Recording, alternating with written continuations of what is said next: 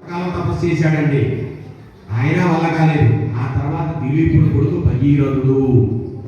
ఈ భగీరథుడు ఆ విపరీతంగా తపస్సు చేయడం వల్ల అక్కడ స్వర్గలోకం నుంచి అంటే ఆకాశం ఇప్పుడు భూమి మీద ఉన్న గంగ మనకి భూమి మీద లేదు, అప్పుడులో ఆకాశంలో ఉంది. ఆ ఆకాశంలో ఉన్న గంగని ఆయన భూమి మీదకి తీసుకురావడానికి ఆయన అనుమతి తీసుకున్నారు కానీ భూమి తట్టుకోలేదు అని చెప్పారు. అప్పుడు ఏం చేశాడంటే మళ్ళీ పరమశివుడి గురించి తపస్సు చేశాడు. పరమశివుడు తపస్సు చేస్తే ఆ పరమశివుడు నేను ఆ గంగని భరిస్తాను అని ఒప్పుకున్నాడు. అప్పుడు గంగని భూమి మీద దూకమన్నారు. ఆవిడ ఆకాశం నుంచి ప్రచండమైన వేగంతో భూమి మీద దూకింది. అప్పుడు శివుడు తన జటాజూటంతో ఆ గంగని బంధించాడు. ఆ గంగ యొక్క ఆవేశాన్ని, ఆమె యొక్క బుద్ధుడిని ఆయన జటాజూటంతో చుట్టూ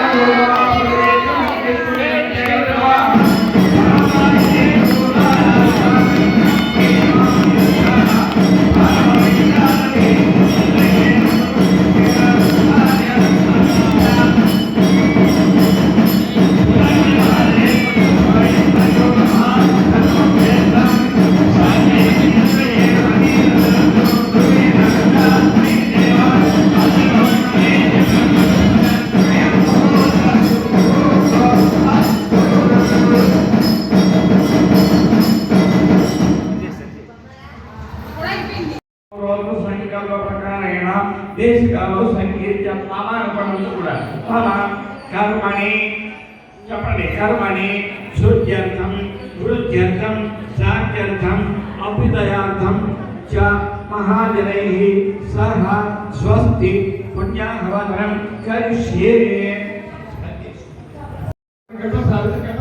నవకల్పన మధ్య శ్వేతవరాహ కల్పే స్వయంభవ సూర్య సారాన్ని, చంద్ర సారాన్ని, బ్రహ్మ సారాన్ని, ఋతు సారాన్ని, నక్ష సారాన్ని, దౌత్య భౌత్య చతుర్దశ మన్వంతరాణం మధ్య సప్తమే వైవస్వతమనందర శ్రీరదారి విష్ణువత్సకో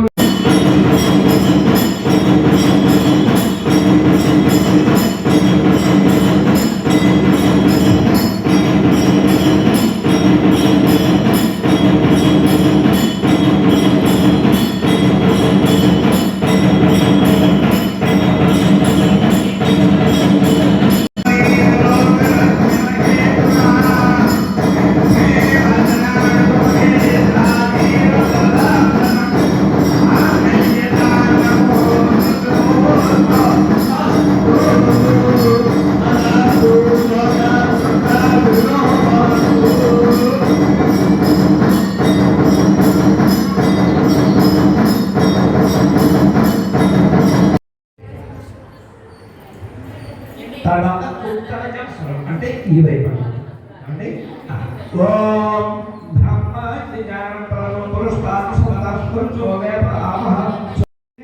ఇంట్లో ప్రకారం అమ్మవారికి అయ్యవారికి కూడా మరి వస్త్రాలు పెట్టాలని ఉన్నది. ఇంకా తర్వాత చివరిలో పెడదాం.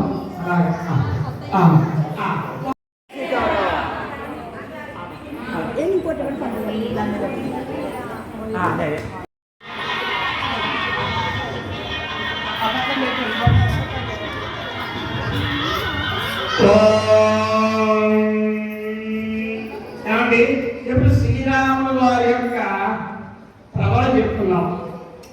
చతుస్సాగర పన్నెండు